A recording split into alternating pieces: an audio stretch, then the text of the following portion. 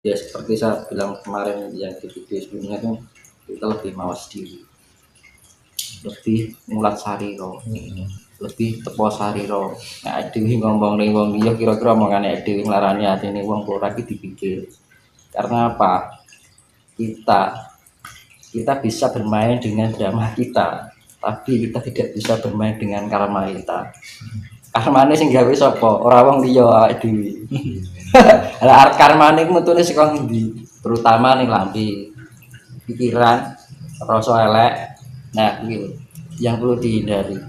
Nah, kamangka untuk perpindahan fase peradaban zaman baru itu yang dicari adalah orang yang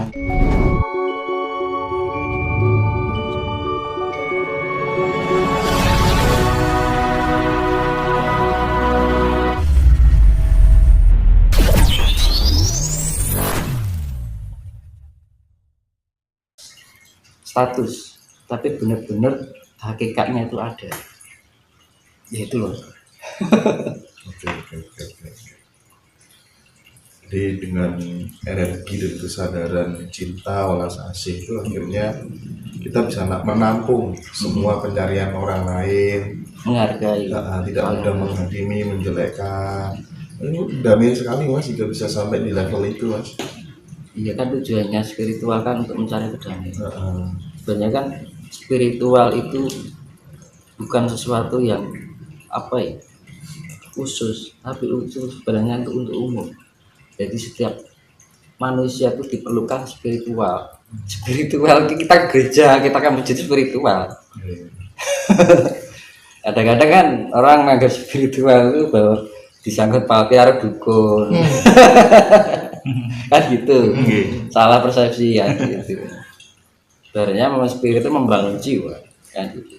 Untuk mencari ketenangan. Kalau kita sudah tenang kan kita lebih balance.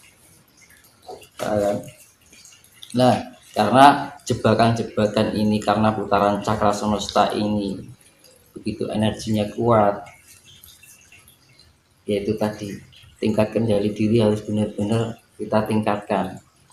Caranya piye ya seperti yang saya jelaskan di video sebelumnya itu kuncinya melek bengi. Kalau secara keheningan melek bengi. Kalau carane Islam tafakur kan gitu. Jadi lebih kita memahami diri daripada kita harus menilai orang lain. Ya gitu. Terkecuali orang minta pendapat itu beda lagi. Ada orang minta pendapat kita kasihkan solusi. Nah gitu. Kan beda lagi. Mas coba tolong aku nilai aku orangnya bagaimana. Nah itu kan beda lagi permintaan.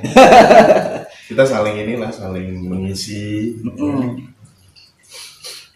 saling menguatkan, menumbuhkan satu sama lain. Ya, itu fungsinya kedamaian karena kan di zaman besok itu yang namanya kan zaman asmara toro. Asmara itu kan kasih, toro itu kan sifatnya meluas. Jadi semuanya betul. Makanya di dalam perjalanan ini jangan sampai kehilangan dieling-eling satu aja. Aku kudu duwe sifat welas asih. Ketika saya berbicara jelek, kok aku kehilangan sifat asih? Iya kan? Begitu kita berbuat yang merugikan orang lain, kok aku kehilangan sifat asihku. Nah, welas asih, kasih sayang itu diingat-ingat terus. Nanti lama-lama terbiasa dengan sifat kasih itu. Tanpa diingat-ingat sudah menjadi keterbiasaan. Iya kan? Nah gitu loh. Makanya saya bilang welas asih itu kata sederhana, tapi nggak mudah hakikatnya. Secara kita kehidupan sehari-hari itu nggak mudah. Jadi misalkan divisi wong, gelem ora matur suwun, kanang ya. Ya dilek-lek uang, wah iki piye ya kan. Makanya kan hati-hatilah. Jangan sampai kita menyinggung wah ini pokoknya dilek-lek kan gitu. Nah, ini yang akan terjadi di kedepannya nanti akan ramai. Nanti akan timbul peperangan mencari barang cilik dadi becik ketitik olah ketara sing barang cilik dadi barang sepele dadi gawe. Kan bakal dadi grojokan. Nah, pilihan jadi grojokan. Bahaya ini. Soalnya ini yaitu tadi pengaruh putaran energi semesta Iya. sangat mempengaruhi emosional. Akhirnya apa? Orang tidak terkendali, tidak bisa berpikir secara akal sehat atau rasional. Kehilangan akal sehat. Akhirnya ngomong sakarepe dhewe, tumindak sakarepe dhewe, terus prasangka enekmu ngelek terus. Iya, iya, iya. Ya sing rugi sapa kan gitu. Dirinya sendiri. Nah, gitu.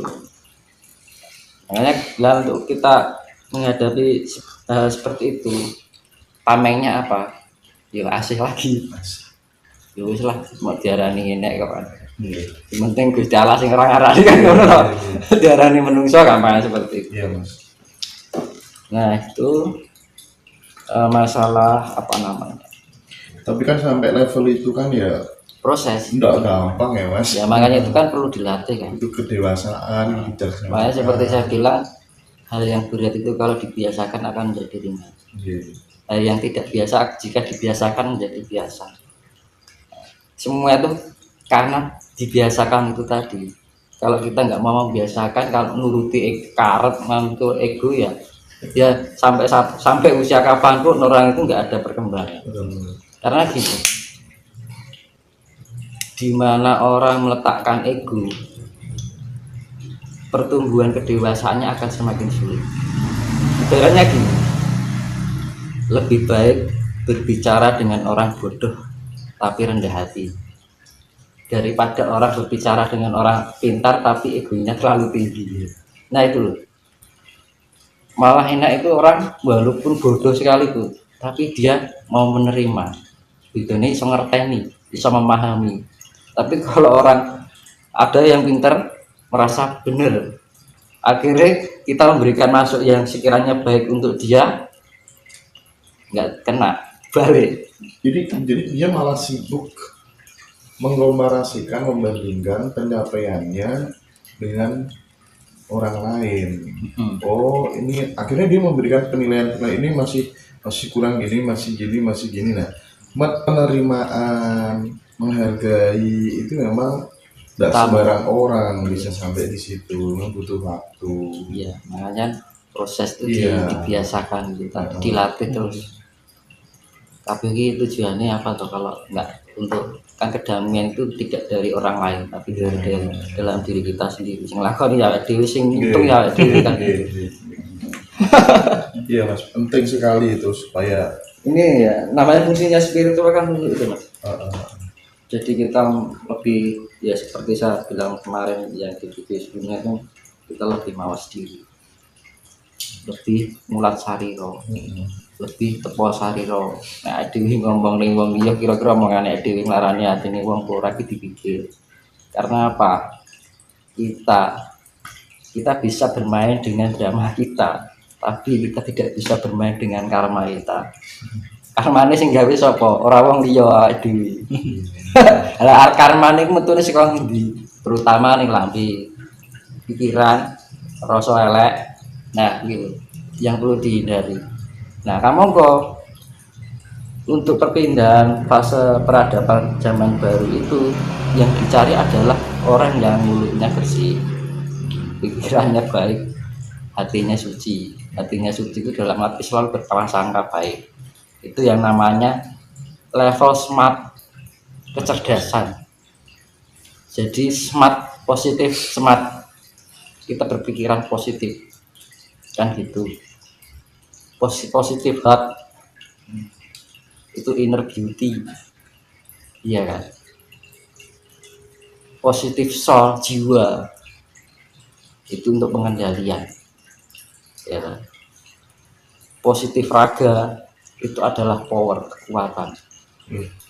Mas, ini saya langsung to the point aja ya. Gimana caranya langkah konkretnya, realnya yang bisa diterapkan di rumah masing-masing supaya orang yang dekat dengan kita itu terasa damai, omongan yang keluar dari mulut kita menyejukkan, ada sesuatu yang berbeda ketika dekat dengan diri kita menjadi pencerah secara tidak langsung, ya kan?